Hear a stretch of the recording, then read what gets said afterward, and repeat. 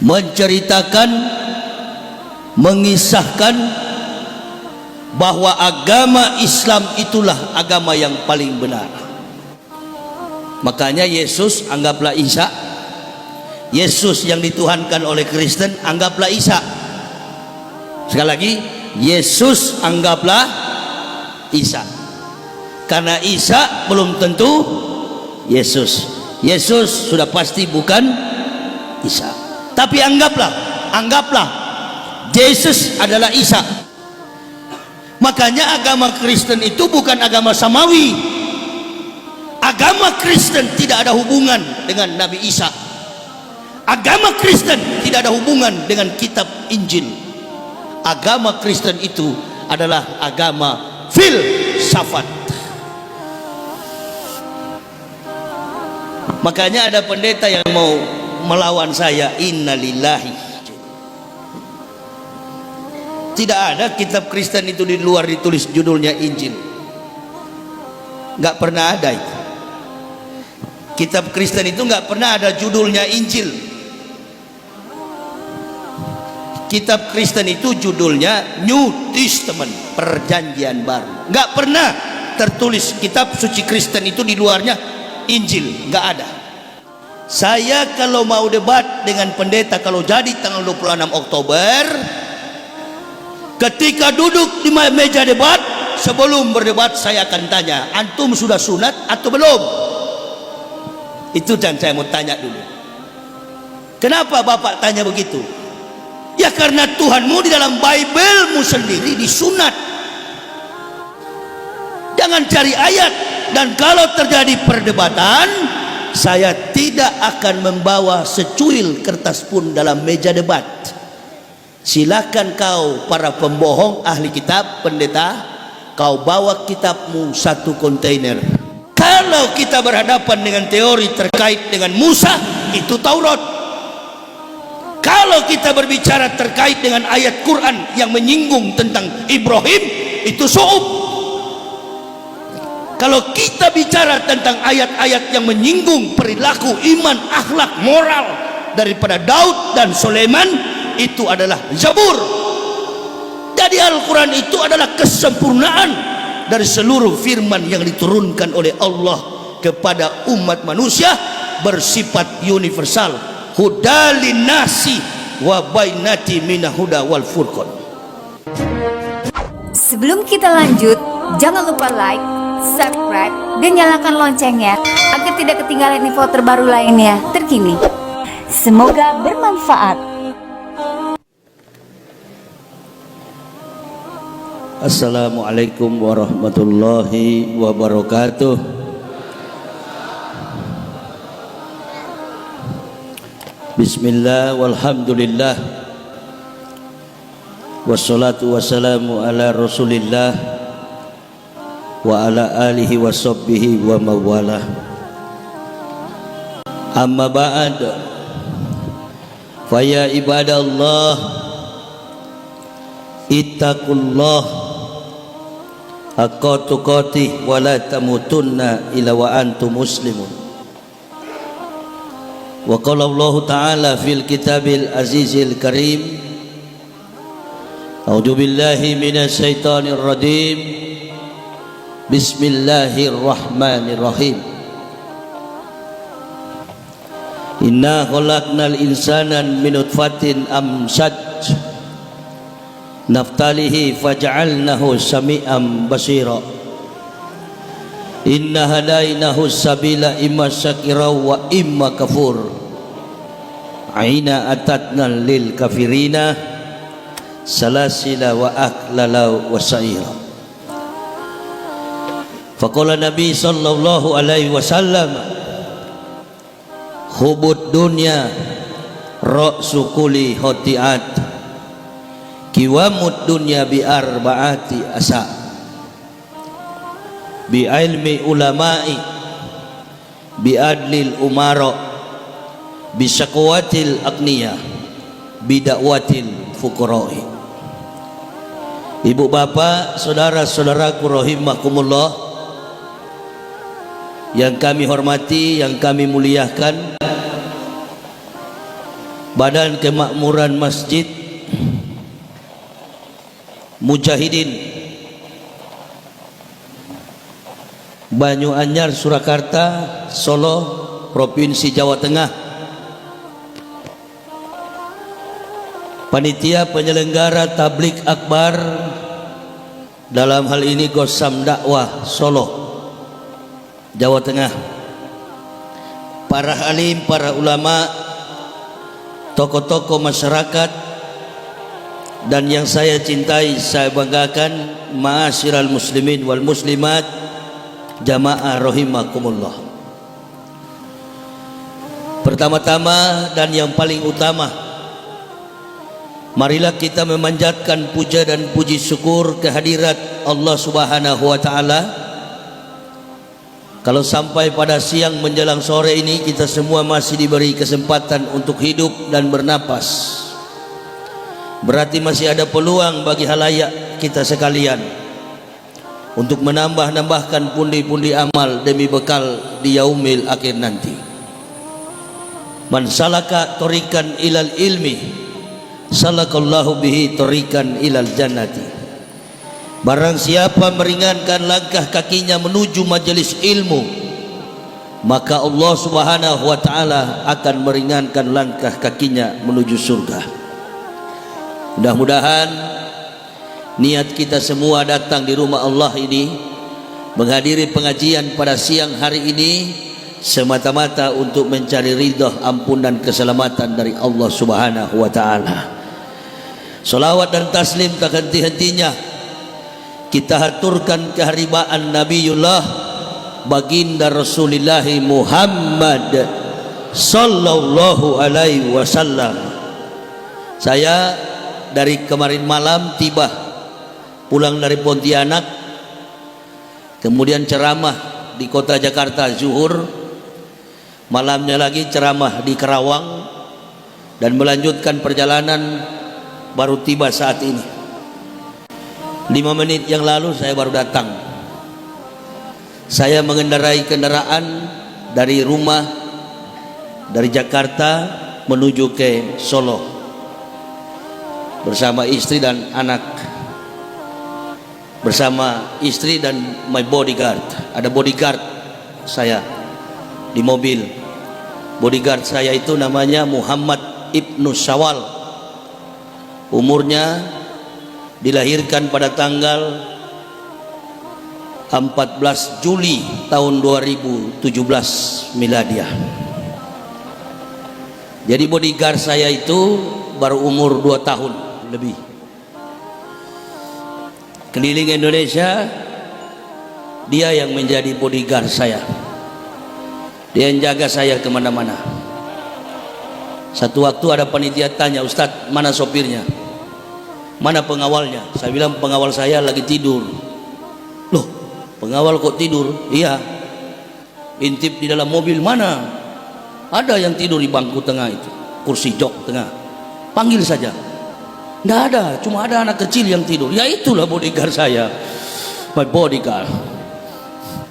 Jadi kemana-mana saya itu yang kawal. 13 tahun lamanya berkeliling Indonesia untuk menyiarkan Islam, menceritakan, mengisahkan bahwa agama Islam itulah agama yang paling benar. Agama Islam itulah adalah agama yang dibawa oleh para nabi-nabi sebelum datangnya Rasulullah Muhammad sallallahu alaihi wasallam. Jadi agama Islam bukan agama yang baru. Agama Islam ini adalah agama yang sudah ada sebelum datangnya Rasulullah Muhammad sallallahu alaihi wasallam. Rasulullah sallallahu alaihi wasallam hanya diperintahkan oleh Allah untuk menyempurnakan agama Islam itu. Makanya di Al-Quran Allah berfirman, wahai Muhammad, pada hari ini kami sempurnakan Islam menjadi agamamu. Jadi Rasulullah bukan datang membawa Islam, beliau datang menyempurnakan Islam.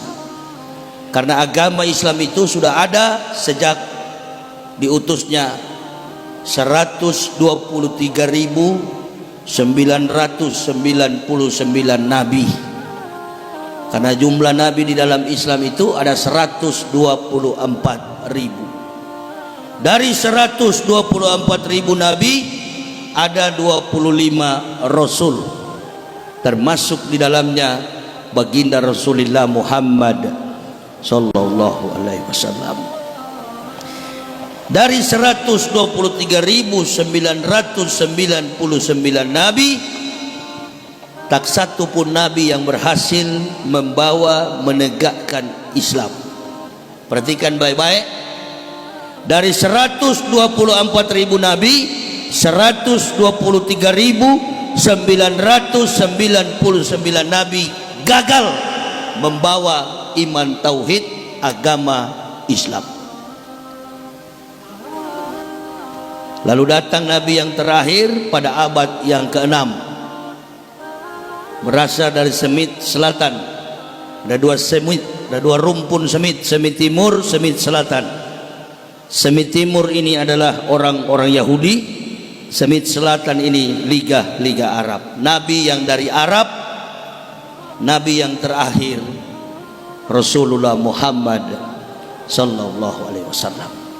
Di mana bekasnya? Di dalam Al-Quran begitu jelas.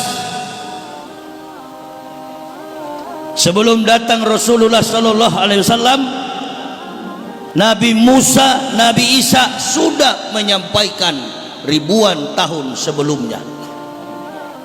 Jarak antara Musa dengan Nabi Isa saja 3.500 tahun. Isa dengan Nabi Muhammad 576 tahun. Belum datang Rasulullah sallallahu alaihi wasallam, Nabi Isa sudah memberitakan akan datang Ahmad bin Abdullah, mim ba'di ismuhu Ahmad. Dalam Quran surah As-Saff itu ayat yang ke-6 jelas sekali, di mana tempatnya Nabi Isa mengatakan akan datang Rasulullah sallallahu alaihi wasallam ketika Nabi Isa baru dilahirkan, umurnya baru 8 hari, bukan 8 tahun, bukan 8 bulan. Umur Nabi Isa baru 8 hari ketika Nabi Isa disunat. Beliau mengatakan akan datang seorang Rasul yang bernama Ahmad. Ini dalam adat istiadat orang Yahudi, anak yang dilahirkan berumur 8 hari harus disunat. Makanya Yesus anggaplah Isa, Yesus yang dituhankan oleh Kristen anggaplah Isa. Sekali lagi, Yesus anggaplah Isa, karena Isa belum tentu Yesus. Yesus sudah pasti bukan Isa. Tapi anggaplah Yesus adalah Isa. Karena di dalam studi antropologi budaya, di dalam studi antropos, untuk memahami struktur daripada organ fisik manusia harus menggunakan beberapa metode. Pertama, studi antropologi budaya. Dari mana nama Isa berasal? Dari mana nama Yesus berasal? Dulu kita di Indonesia ada satu peristiwa yang menggemparkan publik. Ada orang yang mengaku sebagai pahlawan Supriyadi. Betul? Ada itu tahun 2008 kalau tidak salah. Ada yang mengaku sebagai pahlawan Supriyadi. Publik sempat percaya, ada yang percaya, ada yang setengah percaya, ada yang tidak percaya sama sekali. Lalu diadakan metodologi penelitian secara historik. No history, no truth. Karena tidak ada sejarah, maka tidak ada kebenaran. Sejarah selalu menyimpan peran dalam konsekuensi umur, usia. Begitu ditelusuri, ternyata dia bukanlah pahlawan Supriyadi. Apa metodologi yang dipakai oleh ahli? Melihat background, latar belakang, dan jejak antropos usia yang melekat pada si orang yang mengaku tadi. Sampai disinilah pengetahuan kita tentang Isa. Kira-kira adakah orang yang mampu menyerupai? Adakah seseorang yang mampu mengatakan bahwa dirinya adalah Isa Al-Masih? Lalu kemudian sejarahnya dirubah, kitab suci dipaksakan, kitab suci dipaksakan, teori dipaksakan. Kalau teori sudah dipaksakan, dapat dipastikan bahwa orang akan hidup di atas hukum halusinasi. Makanya agama Kristen itu bukan agama samawi. Agama Kristen tidak ada hubungan dengan Nabi Isa. Agama Kristen tidak ada hubungan dengan kitab Injil. Agama Kristen itu adalah agama filsafat. Makanya ada pendeta yang mau melawan saya. Innalillahi. Saya tantang satu Indonesia, pendeta di Indonesia ini. Satu Indonesia saya tantang. Dari umat Islam cuma saya sendiri. Jejak perjalanan Nabi Isa alaihissalam baik dinilai dari Bible Kristen maupun dalam konteks sejarah Al-Quran. Nabi Isa itu tidak identik dengan perlakuan adat istiadat, bahkan sampai kepada problem liturgika syariat ibadah umat Kristen. Saya kasih contoh. Di dalam Lukas pasal 2 ayat 21, menurut Bible Kristen, pada hari yang ke-8 anak itu dilahirkan, disunat dan diberi nama Yesus. Ini ayat Injil yang masih asli. Betul kalau itu, bahwa Isa Al-Masih atau Yesus Hamasia atau Yesus Kristus, siapapun namanya,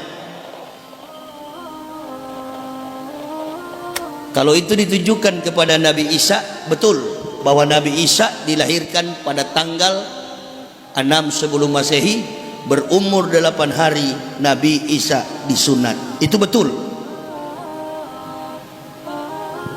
Kalaulah Nabi Isa disunat, sekarang timbul pertanyaan, kenapa orang Kristen tidak sunat lalu mereka mengaku pengikut Yesus? Ini jadi bingung, orang Islam pun ikut-ikutan. Ada yang mengatakan kitab Kristen Injil, ada juga yang mengatakan Isa adalah Yesus. Ini sudah melekat dalam pemikiran umat Islam juga. Padahal tidak sah iman Islam kita kalau kita tidak beriman kepada salah satu kitab yang Allah turunkan, termasuk di dalamnya kitab yang dibawa oleh Nabi Isa alaihissalam, namanya Injil.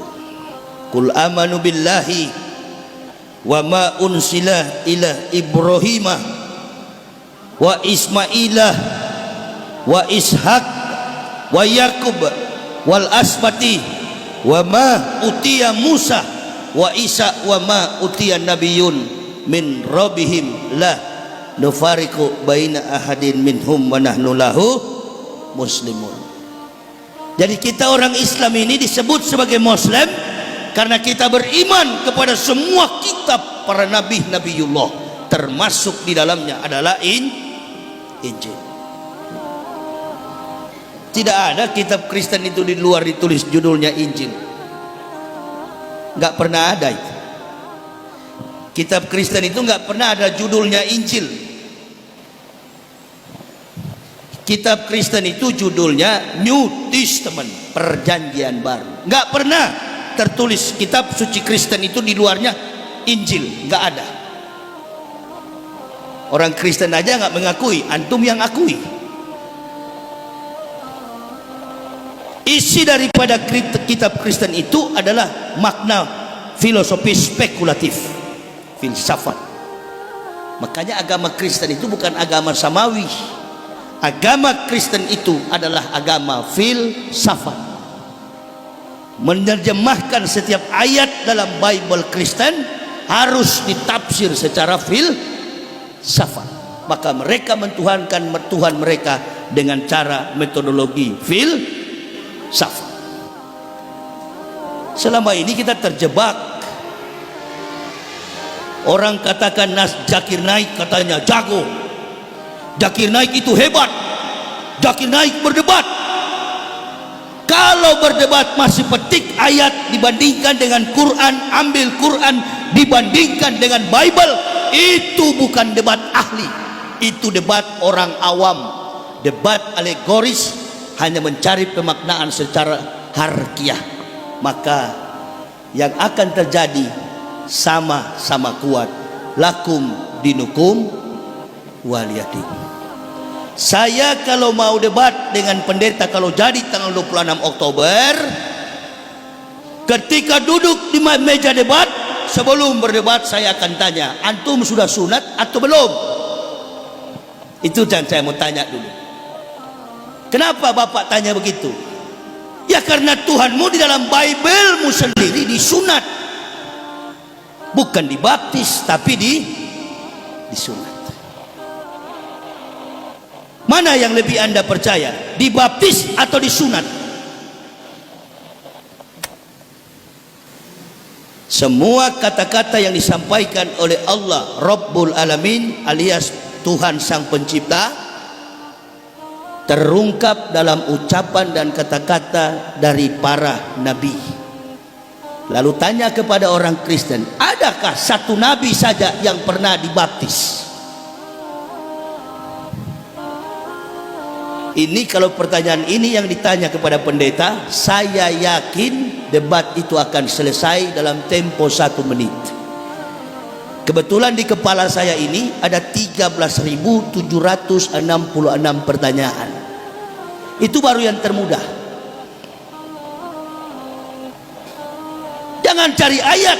Dan kalau terjadi perdebatan, saya tidak akan membawa secuil kertas pun dalam meja debat. Silakan kau para pembohong ahli kitab, pendeta, kau bawa kitabmu 1 kontainer. Seperti dulu waktu Prabowo membuktikan barang bukti 1 kontainer. Saya nggak pakai barang, nggak akan bawa kitab. Dan jangan pernah berharap saya juga akan memakai Al-Quran. Enggak, Al-Quran itu bukan kitab perbandingan. Saya sudah tonton orang berdebat, baik debat secara internasional, debat dunia, maupun debat secara nasional. Saya sudah tonton. Bukan debat ilmiah, karena dari pihak Islam bukan asli, bukanlah orang yang pernah belajar tentang Kristolog. Jadi dia nggak paham tentang antropos, visual, physical daripada Al-Masih. Saya orang yang langsung bertatapan berhadapan dengan kultur dan budaya Israel. Tahu persis riwayat sedetil mungkin tentang orang yang bernama Isa Al-Masih, atau dalam bahasa asli di kampungnya Joshua Hamashiach. Hafal betul saya. Dunia sudah menipu kita selama ini. Orang Islam pun ikut-ikutan menyebutnya Injil Kristen palsu. Mana ada kitab Injil palsu? Injil itu adalah firman yang saya sampaikan tadi ketika Isa mengatakan akan datang min badismuhu Ahmad wa itzqala Isa ibn Maryama ya bani Israila inni rasulillahi ilaikum musaddiqalima baina yadaya minat Taurat umbasisro bi rasulil ya'ti min badismuhu Ahmad. Itu Injil. Kalau kita berhadapan dengan teori terkait dengan Musa, itu Taurat. Kalau kita berbicara terkait dengan ayat Quran yang menyinggung tentang Ibrahim, itu Su'ub. Kalau kita bicara tentang ayat-ayat yang menyinggung perilaku, iman, akhlak, moral daripada Daud dan Sulaiman, itu adalah Zabur. Jadi Al-Quran itu adalah kesempurnaan dari seluruh firman yang diturunkan oleh Allah kepada umat manusia, bersifat universal. Hudalin nasi wa bainati minal huda wal furqan. Jadi Al-Quran itu bukan hanya kepada umat Islam. Al-Quran itu berlaku kepada semua umat manusia. Makanya orang bilang Ustadz Yahya Waloni itu berani sekali. Bukan persoalan berani, tapi saya tidak pernah takut karena ini kebenaran. Nah itu beda orang pemberani dengan orang yang tak pernah takut karena kebenaran. Itu beda. Kalau pemberani banyak, berani curi uang negara, itu banyak, berani nyolong kotak amal, nah itu berani kan, pemberani. Berani merampok, berani mencuri, berani berbohong, berani berdusta, berani bermunafik, nah itu berani. Tapi saya nggak berani orangnya, cuma tidak pernah takut terkait dengan kebenaran, bahkan tidak memperhitungkan tentang aspek fisik ini. Entah tidak tidur, makan tidak teratur, minum kopi sampai puluhan gelas, nggak pernah sakit selama 13 tahun karena tidak pernah takut dengan apapun, termasuk takut kepada penyakit. Kita ini Masya Allah menghindar terus karena takut. Jangan makan daging kambing, takut. Jangan makan daging sapi, takut. Datang ke masjid kaki tinggal diseresek, tangan sudah begini, mulut bengkok. Rajin sholat tapi penyakitan. Lalu bagaimana rahasia Islam itu? Saya 13 tahun pasrah, berserah sepenuhnya kepada Allah. Nggak ada rasa takut dan tidak berani melakukan dosa di hadapan Allah. Nah itu jadi orang beriman begitu. Bukan persoalan berani. Saya selalu mengatakan orang-orang Kristen itu tempatnya di neraka. Kalau mati masuk neraka. Tahu saya, wali kota sini kafir Kristen. Bukan tidak tahu, saya tahu. Tapi tempatnya memang di neraka. Karena yang masuk surga hanya orang Islam. Nggak ada tuh, saya nggak butuh dikawal-kawal, itu nggak pernah takut saya. Keliling kemana-mana, my bodyguard, my boys, 2 tahun umurnya, itu bodyguard saya. Bicara pun dia belum bisa. Jadi sifat-sifat kita yang mengenal iman tauhid yang sempurna itu, betul-betul kita beriman kepada Allah, bukan karena kita berani. Banyak juga yang berani akhirnya konyol di jalan. Kita berani, kita demo di jalan, berhadapan, diadu dengan polisi. Padahal polisi juga Islam, kita juga Islam. Takbir sama-sama, Allahu Akbar, lempar batu, kafir di pintu gereja. Haleluya. Berhasil kita adu domba. Ini berani apa ini? Berani apa? Berani berhadapan dengan sesama Muslim. Giliran dengan kafir dia jilat pantat kafir, kotoran kafir. Ini golongan munafik. Mudah-mudahan tidak ada di Solo sini, tapi di sinilah banyak sekali itu. Apalagi besok malam di Boyolali itu. Ada teman-teman saya di daerah, hati-hati Ustadz, Boyolali itu rawan sekali. Saya cari yang begitu-begitu. Tak pernah takut saya, itu beda. Pemberani dengan tak pernah takut beda. Nggak pernah saya takut sejak saya Muslim, tapi waktu saya masih kafir, penakut besar saya. Ya, begitu saya masuk Islam, nggak ada yang saya takut. Yang saya takut kalau tidak beribadah kepada Allah.